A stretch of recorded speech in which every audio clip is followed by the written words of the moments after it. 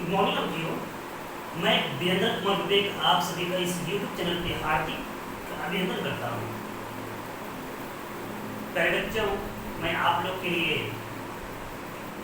2021 में होने वाले बोर्ड एग्जाम को देखते हुए इस YouTube चैनल के माध्यम से कुछ इम्पोर्टेंट ऑब्जेक्टिव क्लास लेके आया हूँ। मुझे पूर्ण विश्वास है कि आप लोग इसे सही तरीका से तैयारी करेंगे और अपने रिजल्ट को बेहतर करेंगे।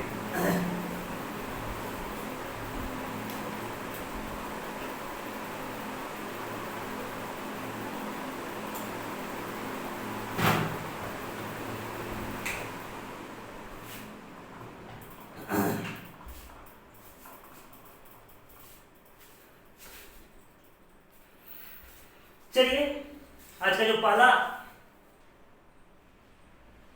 प्रश्न है, आप लोगों को बोर्ड दिखाई देता होगा। चलिए, कह कि दो परिमेय संख्याओं के बीच कितनी परिमेय संख्या होती है? जब दो परिमेय संख्या, आप जानते हैं कि एक और दो दोनों परिमेय संख्या है, तो इसके बीच आपको कह रहा है कि दो परिमेय संख्याओं के बीच कितने परिमेय संख्या होती है। तो इसको आप लोग नोट कर लेंगे, दो परिमेय संख्याओं के बीच अनंत परिमेय संख्या होता है। इसका आंसर क्या होगा? D number. चलिए, अगला क्वेश्चन है 11/15 का दशमलव प्रसार डैश होता है। 11/15 का दशमलव प्रसार डैश होता है। पहले हम लोग दशमलव प्रसार के बारे में यहाँ ऑप्शन देख रहे थे, शांत है, अशांत है, ए बी दोनों है और इनमें से कोई नहीं है। तो हम लोग एक एक करके इससे चर्चा करते हैं। हम लोग चर्चा करते हैं पहले शांत के बारे में। शांत होता है क्या? जब किसी भीड़ के हर का आभाज गुणनखंड करने पर केवल 2, केवल 5 या 2 और 5 दोनों आता है, 2 और 5 दोनों आता है, उसे हम लोग शांत आवर्ती कहते हैं। फिर से, यदि किसी भीड़ के हर का आभाज गुणनखंड करने पर गुणनखंड में 2 और 5 के अलावा और कोई संख्या आता है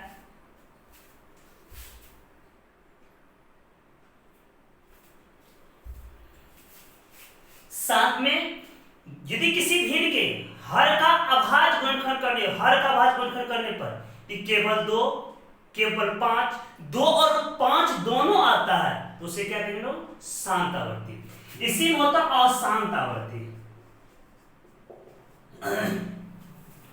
अशांत आवर्ती क्या होता है, इसको हम लोग जानेंगे। यदि किसी भीड़ के हर का आभाज गुणनखंड करने पर 2 और 5 के अलावा और कोई संख्या आता, 2 और 5 के अलावा और कोई संख्या आता है, उसे हम लोग क्या बोलेंगे? अशांत आवर्ती। क्या बोलेंगे? अशांत आवर्ती।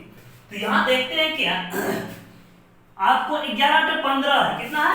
11/15 इसका अगर गुणनखंड करते हैं 15 का, यानी कि 15 का, तो 5 गुना 3 हो गया, तो 3 आ गया ना। 5 के साथ क्या आ गया? 3 आ गया। तो क्या होगा मेरा? अशांत आवर्ती। क्या हो गया? अशांत आवर्ती। चलिए, निम्न में कौन अपरिमेय संख्या है? पहले हम लोग जानते हैं परिमेय संख्या और अपरिमेय संख्या कहते हैं किसे? जिस प्राकृतिक संख्या को हम p/q रूप में लिख सकते हैं, जिस प्राकृतिक संख्या को मैं p/q रूप में लिख सकते हैं, q नॉट इक्वल 0 हो, तो इसे हम क्या कहेंगे? परिमेय संख्या कहते हैं। या जिस प्राकृतिक संख्या का पूरा वर्गमूल निकल सके, जिससे प्राकृतिक संख्या का पूरा वर्गमूल निकल सके, उसे हम लोग क्या बोलते हैं? परिमेय संख्या कहते हैं। अपरिमेय संख्या, जिस प्राकृतिक संख्या, जिस संख्या को हम p/q रूप में नहीं लिख सकते हैं, p/q रूप में नहीं लिख सकते, उसे क्या बोलते हैं हम लोग? अपरिमेय संख्या। या जिस प्राकृतिक संख्या का पूरा वर्गमूल नहीं निकले, उसे हम क्या कहते हैं? अपरिमेय संख्या।